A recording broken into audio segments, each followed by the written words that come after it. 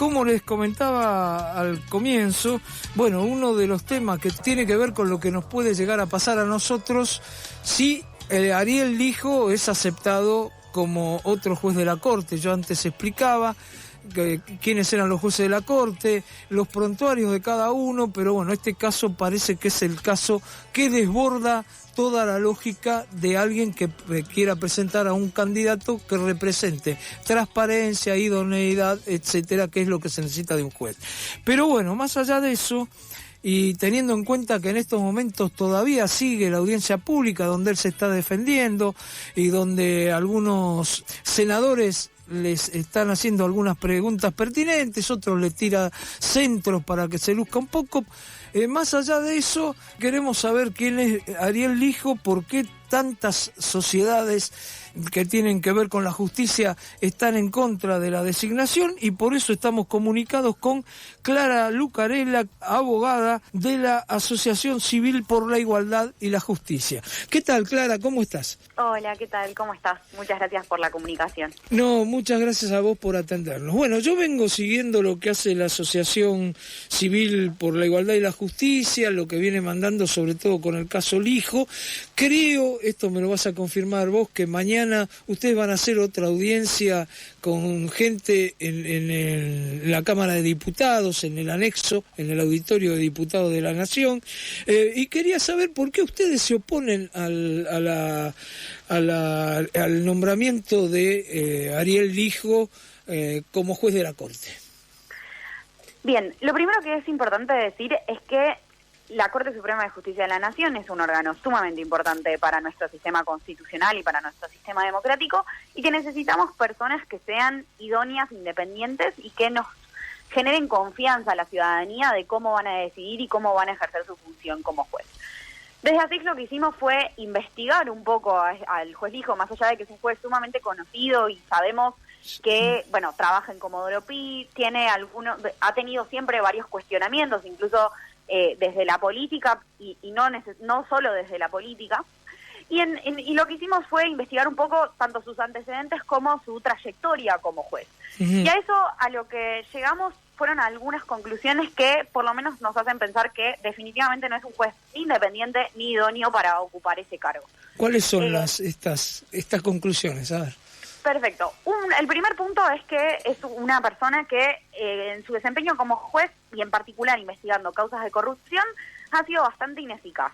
Vimos que es un juez que, por ejemplo, ahora tiene 26 causas de corrupción abiertas, o sea, él está a cargo de investigar los delitos de la corrupción de funcionarios y funcionarias, y de las 26 causas que tiene abiertas, 10 están abiertas hace más de 10 años. Es decir, que hay causas que viene investigando hace más de 10 años sin una solución efectiva en cada uno de esos casos. Incluso hay 3 causas que están abiertas hace más de 15 años. Imagínense que es un juez dedicado a la justicia penal y a perseguir, en este caso, casos de corrupción de funcionarios y de personas con muchísimo poder. Además, tampoco ha sido un juez que ha elevado muchos casos a juicio oral, lo que hace que nos hace pensar, y tanto la demora como la falta de elevación a juicio oral y que estas causas involucran a personas importantes, nos hace pensar, ¿por qué es lo que hay detrás de este tipo de decisiones que toma como juez?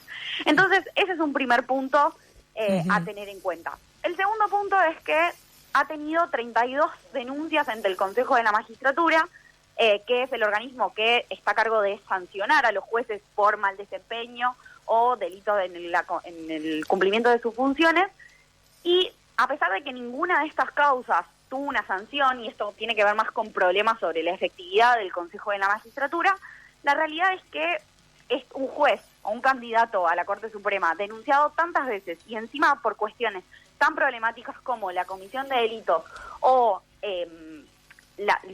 un mal desempeño en el ejercicio de sus funciones, nos hacen que como ciudadanos y ciudadanas dudemos de qué tipo de juez podría ser. De nuevo, sin perjuicio de que nunca fue sancionado por el Consejo. Hay algunas que están abiertas, ¿no? Hay algunas que están abiertas, claro. Efectivamente, hay algunas que están abiertas. Además, las causas del Consejo de la Magistratura no duran más de 3 años, entonces las que están abiertas son las causas más recientes, presentados incluso por Elisa Carrió, Juan Manuel López, y causas vinculadas a también lo que estuvo sucediendo en el último tiempo a partir de su postulación como juez y reiterando algunas cuestiones que ya se habían planteado en otras causas disciplinarias. Ahora, Clara, los que lo apoyan al juez Lijo, que en realidad yo he visto pocos, ¿no? Es decir, pero hoy ya se veía alguna gente, sobre todo del kirchnerismo, que lo apoyaba. Algunos dicen que fue eficaz en la causa del correo. Quería preguntarte a vos que por esto Macri no lo querría, porque fue eficaz en esa causa, y otros dicen que fue eficaz en meterlo presos a Vudú, que por eso no lo querría una parte del kirchnerismo. ¿Qué le decís vos a esa gente? Bueno, hay un punto importante que tenemos, una salvedad importante que tenemos que hacer, es que las causas penales no son públicas. Entonces todo lo que conocemos de cómo se resuelve o cómo se llega a determinada solución en un caso, lo sabemos principalmente por los medios de comunicación. Entonces a veces es difícil hacer una valoración sobre si la decisión fue correcta o incorrecta en casos particulares. Uh-huh. Más allá de eso, por ejemplo, en el caso de Vudú está sumamente cuestionado cómo fue su actuación, incluso la Cámara se ha expresado al respecto. Sin perjuicio de eso, lo importante también es ver, bueno, la cantidad de controversia porque así como hay personas que están a favor, y hay que pensar también, bueno, esto que decía antes, la demora de las causas de corrupción, en la investigación de causas de corrupción, qué tipos de intereses se estarían defendiendo en ese tipo de casos, y la falta de impulso de esas causas, hacen que determinadas personas no puedan estar a favor del candidato. Entonces, me parece que eso, por un lado,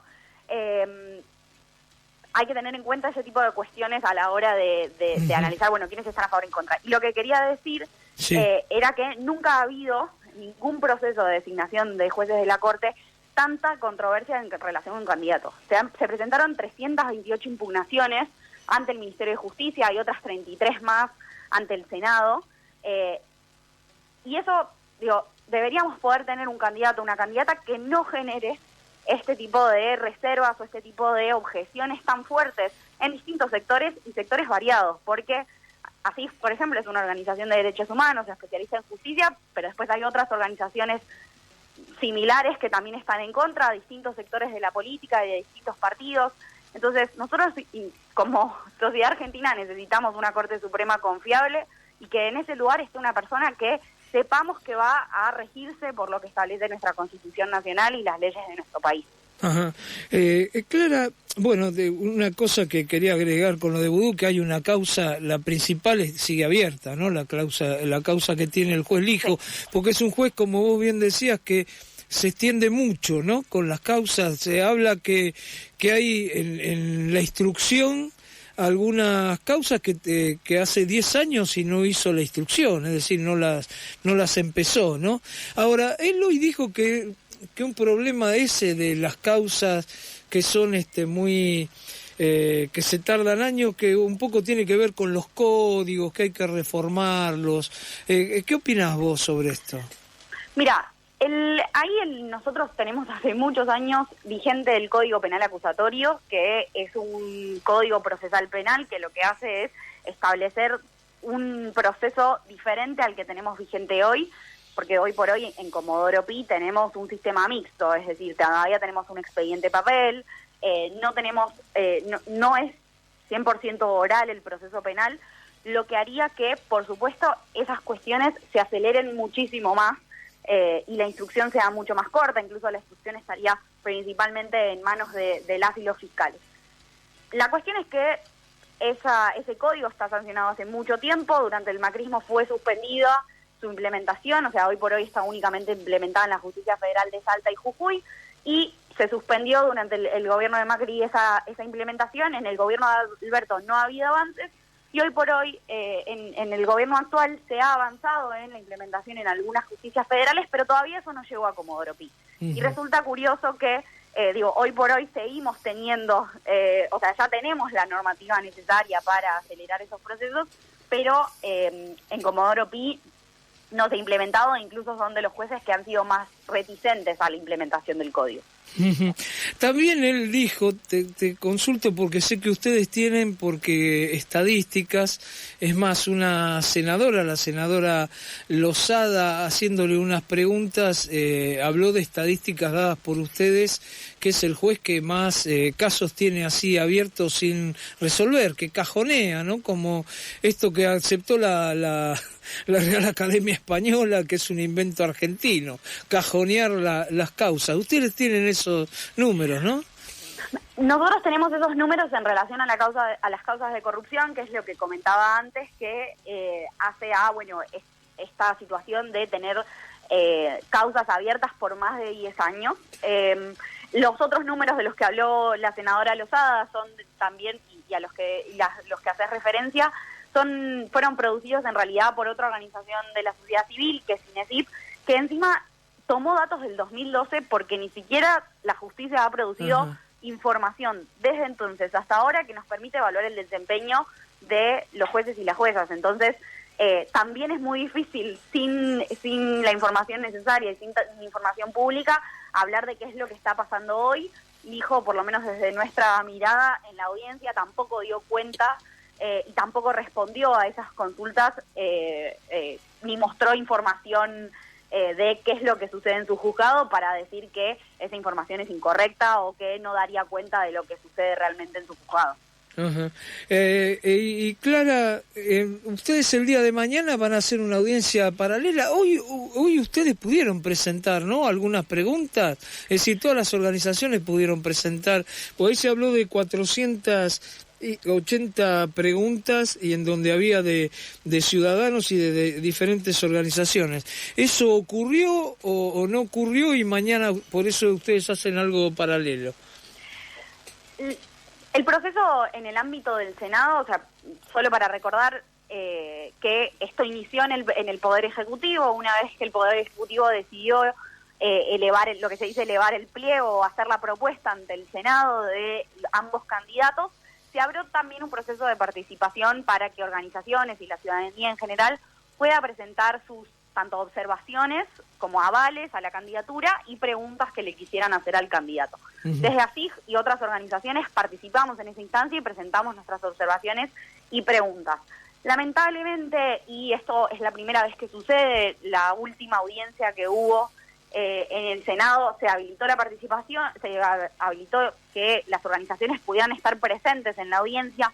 En esta oportunidad, lamentablemente, no pudimos ingresar, únicamente la pudimos ver desde YouTube, como en general las personas pueden hacerlo, pero esto es una restricción muy clara a la participación y tampoco se habilitaron otros canales de participación efectiva, porque la realidad es que, como decías vos antes, se presentaron 400 preguntas y el candidato no contestó directamente ninguna de ellas porque eligió no contestar, porque puede hacerlo, porque el Senado no tiene un procedimiento adecuado para que las preguntas que haga la ciudadanía sean directamente receptadas, o por los senadores y en última instancia por el candidato. Claro. Lo que sucedió después es que las y los senadores fueron haciendo preguntas, algunas de las cuales eran preguntas que había hecho la ciudadanía, otras que no tenían, que no estaban receptadas. Claro.